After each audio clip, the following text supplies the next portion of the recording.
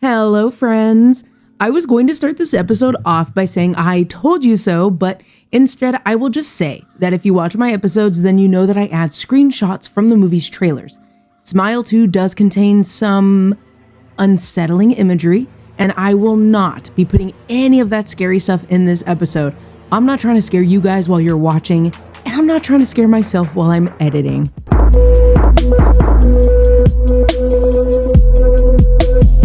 Hey there, movie lovers. Welcome back. It's your movie buddy here, ready to talk about the latest movie I watched. Whether you're a longtime subscriber or follower, or you're here with me for the first time, I am thrilled to have you here. If you're looking for detailed plot breakdowns, you won't find them here, but stick around for my thoughts and honest opinions on the latest film I watched in theaters. There is a spoiler warning in here somewhere for Smile 2 later in the episode, but right now I do want to give a general spoiler warning for 2022's Smile, for anyone who hasn't seen it yet. Anyway, if you're here with me on YouTube, you can find timestamps in the video description to jump straight to the sections that you're most interested in.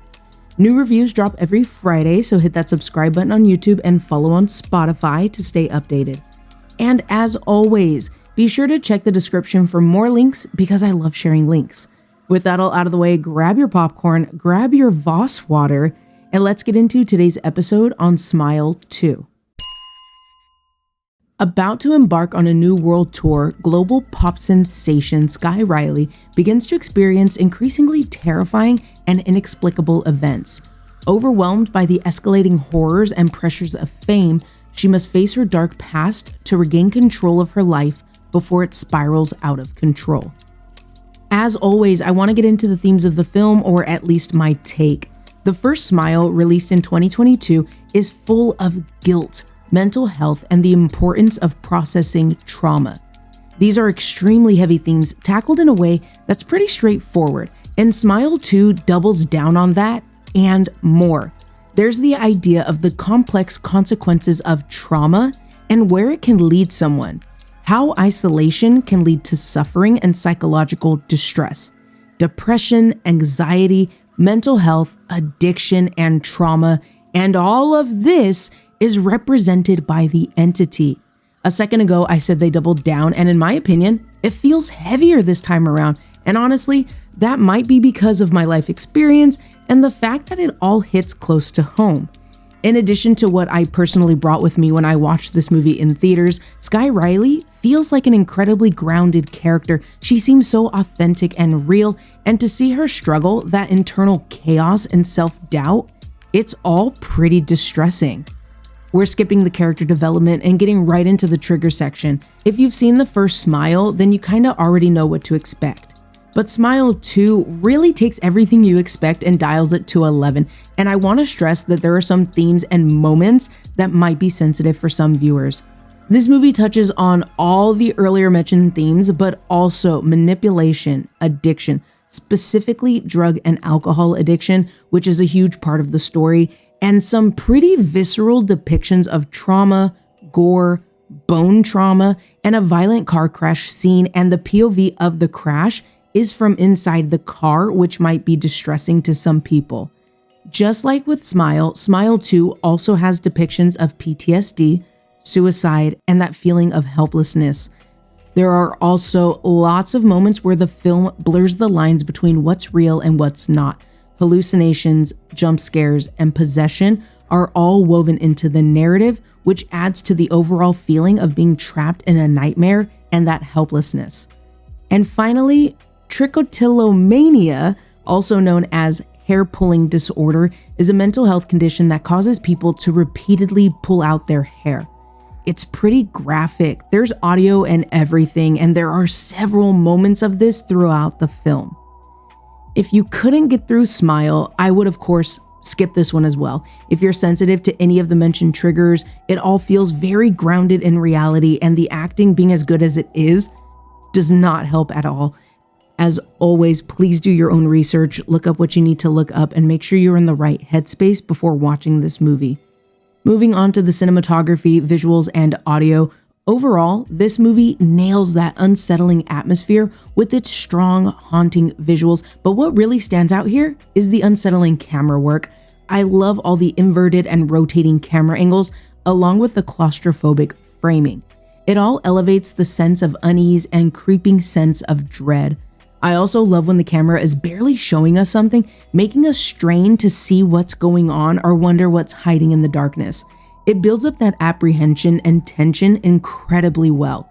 Then in some cases, the camera snaps and fully reveals a jump scare that totally got me. Like every single time.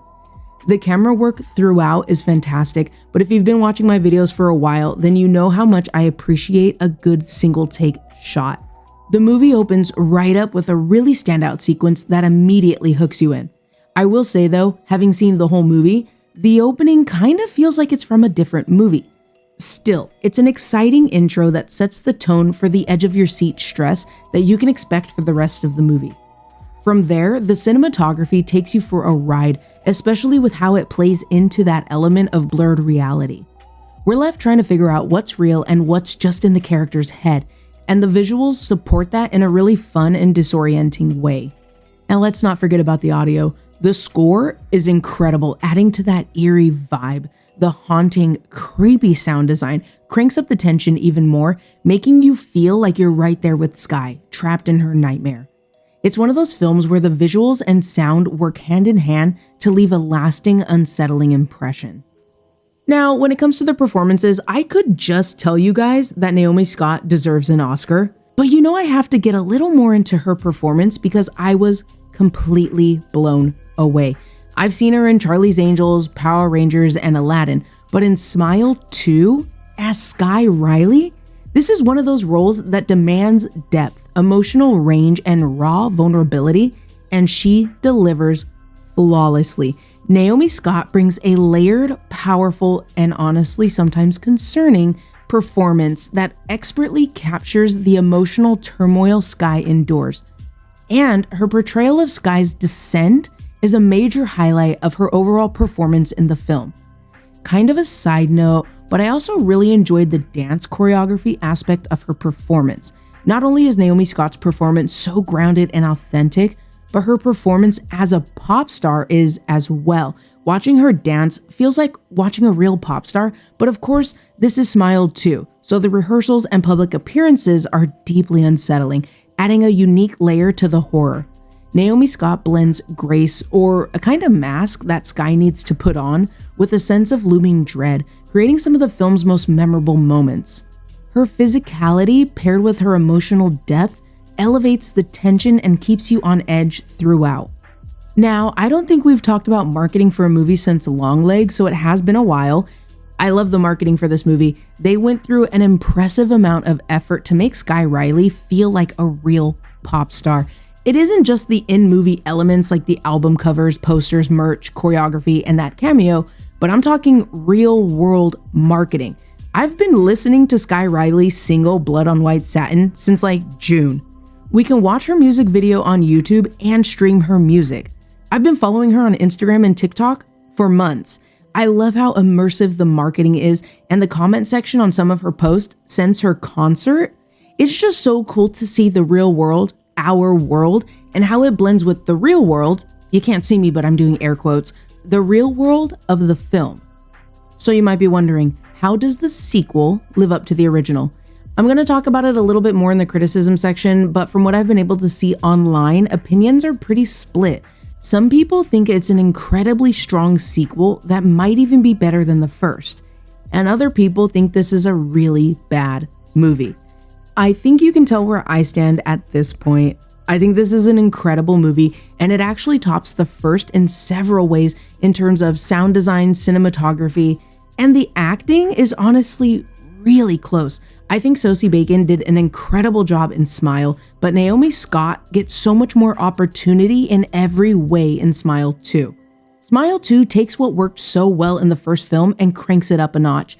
It's more extreme with its unsettling visuals, psychological horror, jump scares, and the stakes feel higher too. We also get to see the entity push its influence even further than we did before, in terms of Skye's descent, her grasp on reality, and how everything falls apart around her so quickly. This film is more disorienting, and there's such a jarring emphasis on time lost.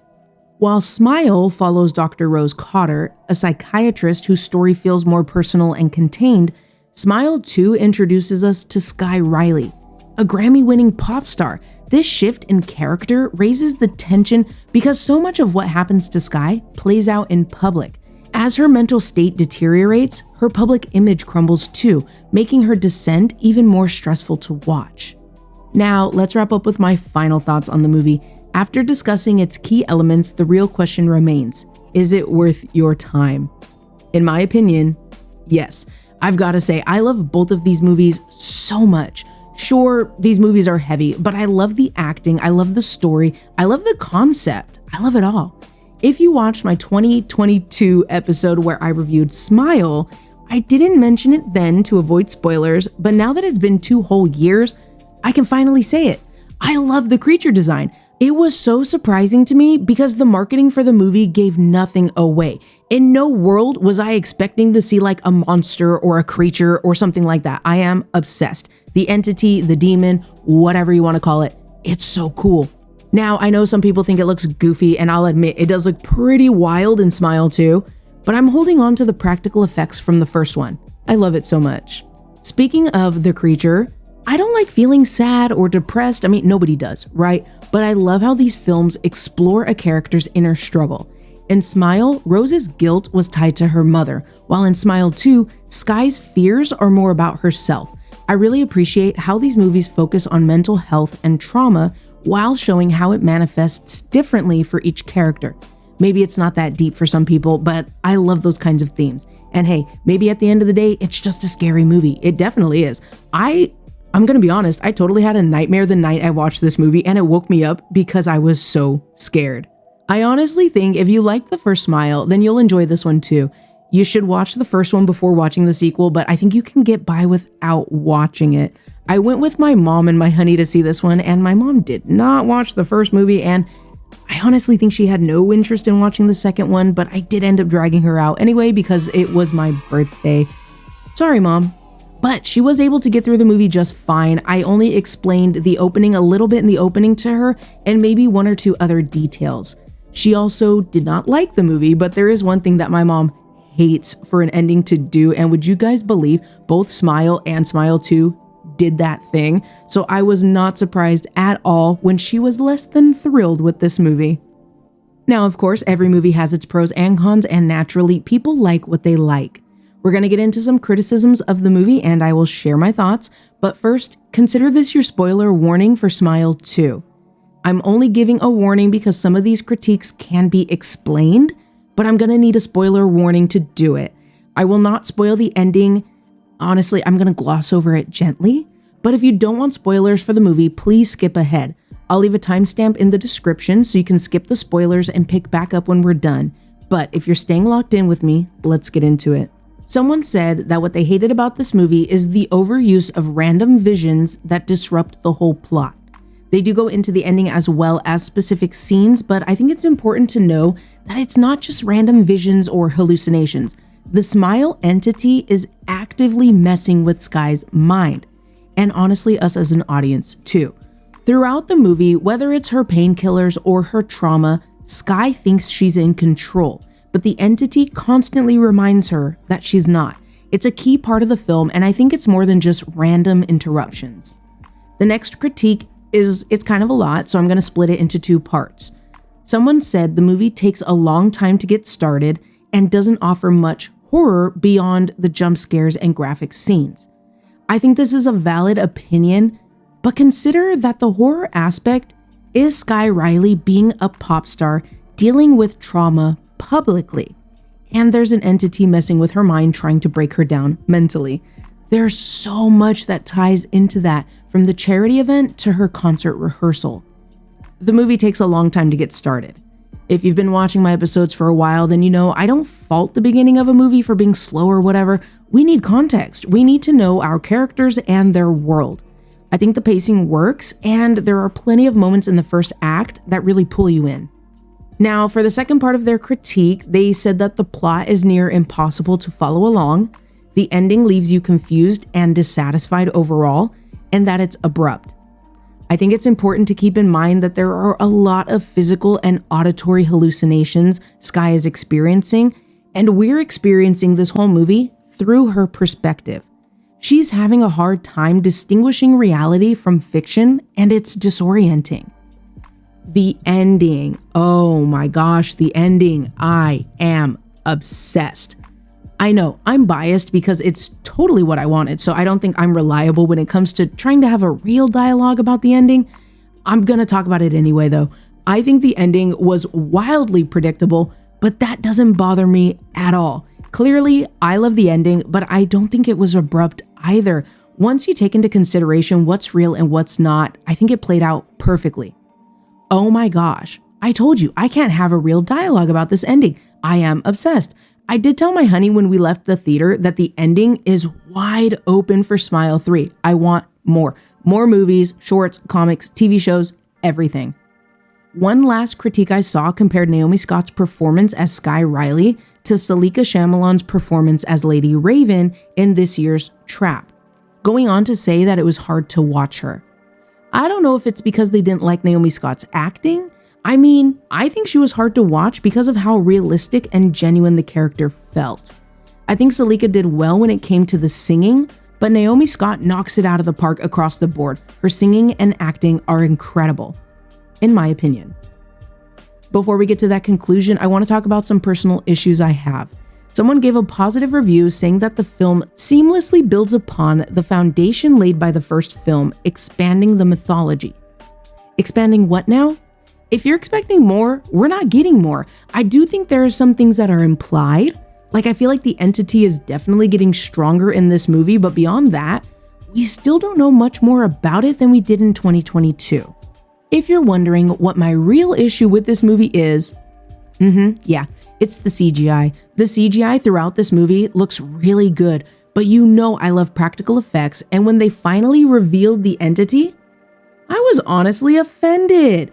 I totally understand why certain parts of that had to be CGI, but come on. I think the practical effects from the first film was definitely the way to go, and it should have been built upon with very little CGI to enhance it or to honestly help it because it was so ambitious. Have you had the chance to watch Smile 2 yet? If not, what's holding you back? Is it not your cup of tea, not your genre?